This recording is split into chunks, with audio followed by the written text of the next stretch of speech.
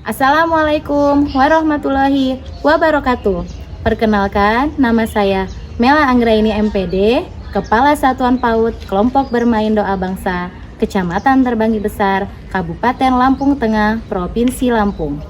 Akan membagikan praktik baik dengan tema kepemimpinan pembelajaran dengan judul Penerapan Program Budaya Positif Mengolah Sampah sebagai alat pembelajaran, meningkatkan kreativitas dan kesadaran lingkungan.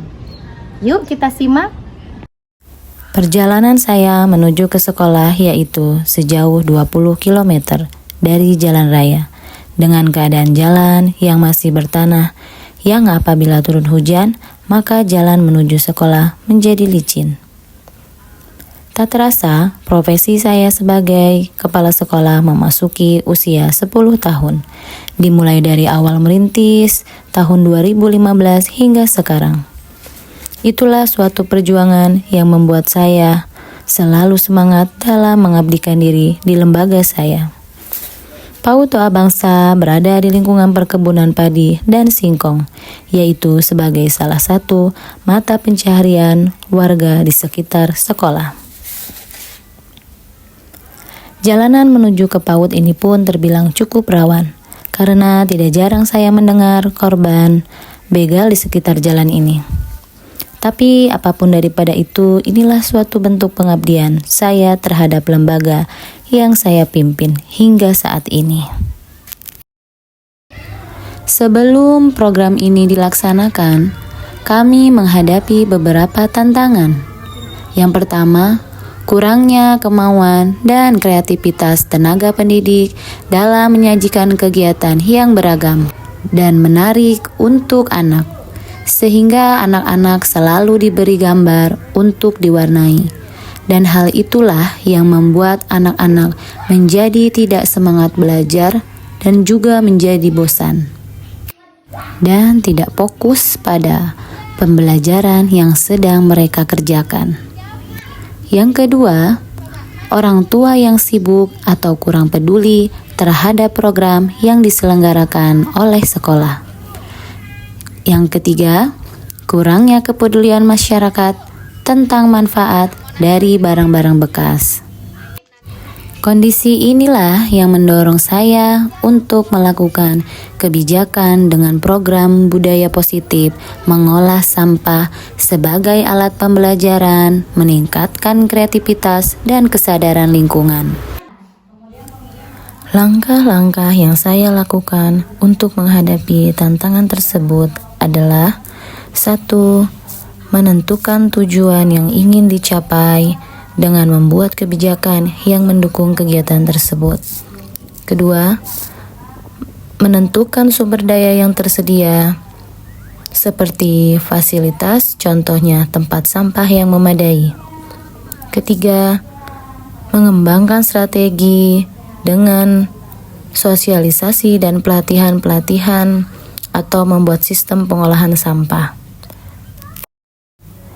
Yang keempat, mengimplementasikan program budaya positif mengolah sampah dengan cara efektif dan efisien, seperti siapkan bahan-bahan dan peralatan yang diperlukan untuk kegiatan mengolah sampah. Kumpulkan sampah organik dan non-organik dari lingkungan. Pisahkan sampah berdasarkan jenis dan kategorinya. Olah sampah organik menjadi kompos atau pupuk, dan olah sampah non-organik menjadi bahan-bahan yang dapat digunakan kembali. Lalu, buat kerajinan tangan dari sampah yang telah diolah, sehingga dapat dimanfaatkan sebagai alat pembelajaran dan meningkatkan kreativitas guru. Yang kelima, mengevaluasi hasil program budaya positif mengolah sampah untuk menentukan apakah tujuan yang ingin dicapai telah tercapai.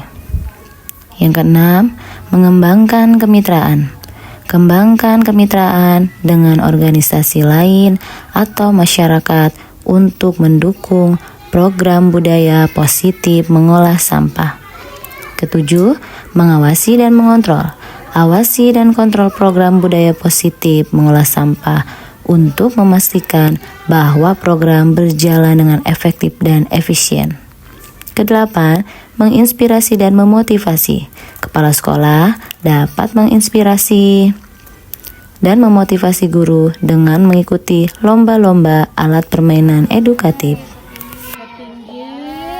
Kesembilan, mengadakan penghargaan. Kepala sekolah dapat mengadakan penghargaan untuk guru dan wali murid yang berprestasi dalam mengolah sampah di sekolah. Jumlahnya 5. Warna merah. Berapa? 3. Jadi itu nanti anaknya. Dan dibaca deh apa bacaannya.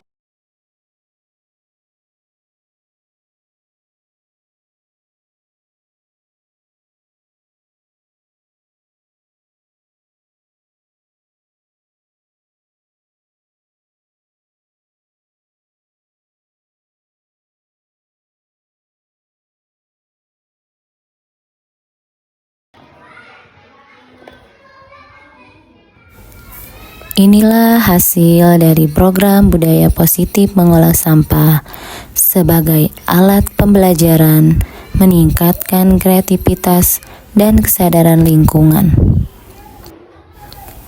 Dampak dari langkah-langkah yang telah dilakukan, yaitu meningkatnya kualitas pembelajaran. Tenaga pendidik dapat meningkatkan kualitas pembelajaran dengan menggunakan alat pembelajaran yang telah dibuat. Kemudian, meningkatnya motivasi belajar siswa dengan alat pembelajaran yang kreatif dan juga beragam. Meningkatnya kreativitas guru. Guru dapat meningkatkan kreativitas mereka dalam mengajar dan membuat materi pembelajaran. Meningkatnya kemampuan berkomunikasi.